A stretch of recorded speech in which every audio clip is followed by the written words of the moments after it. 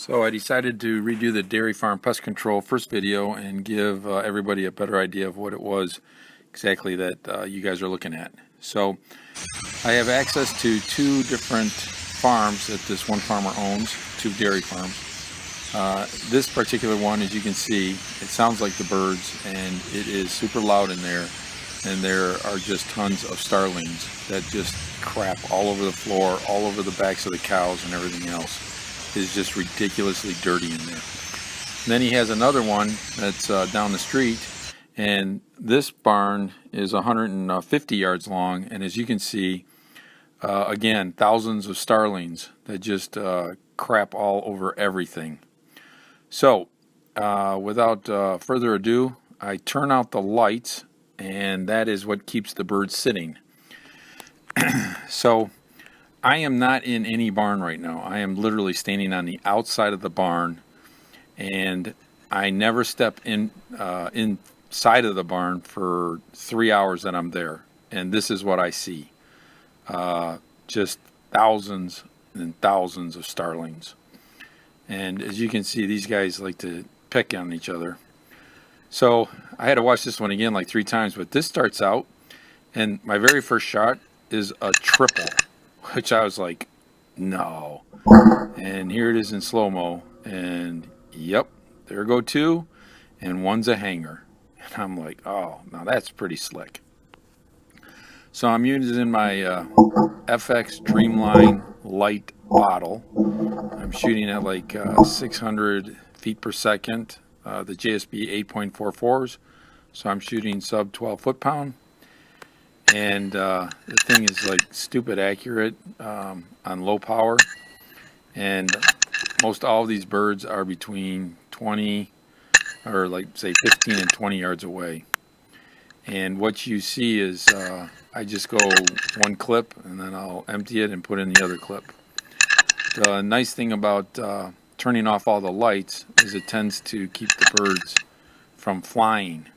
So I can literally just go to wherever I see them all flocking or all sitting, and then just start picking them off one at a time. And it is just crazy fun.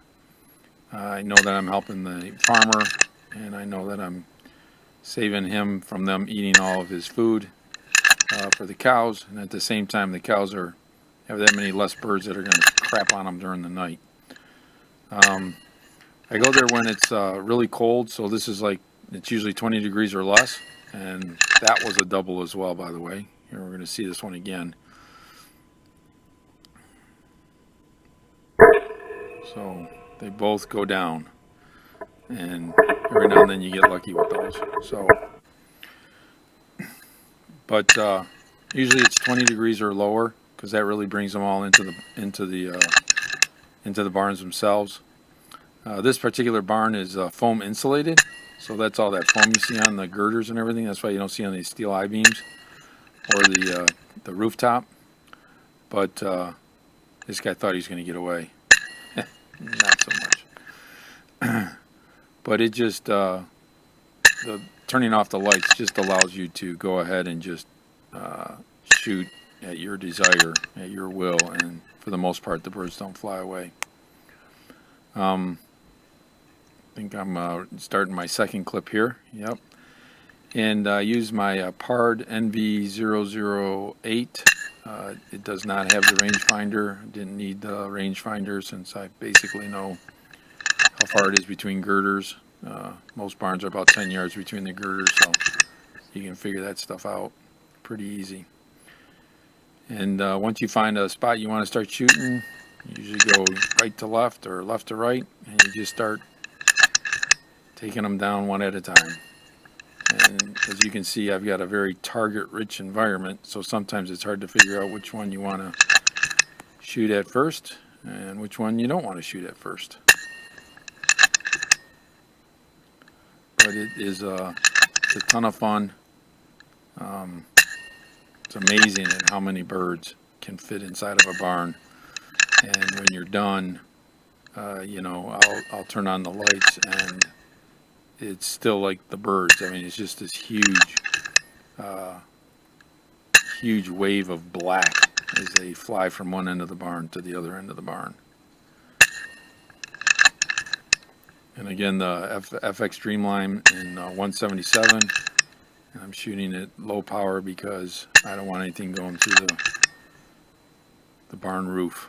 The farmer would not allow me to keep coming in if I started putting holes in his roof.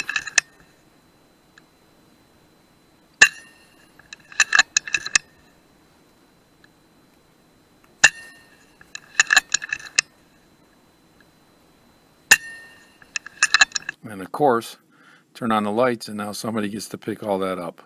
So, thanks for watching. See you on the next one.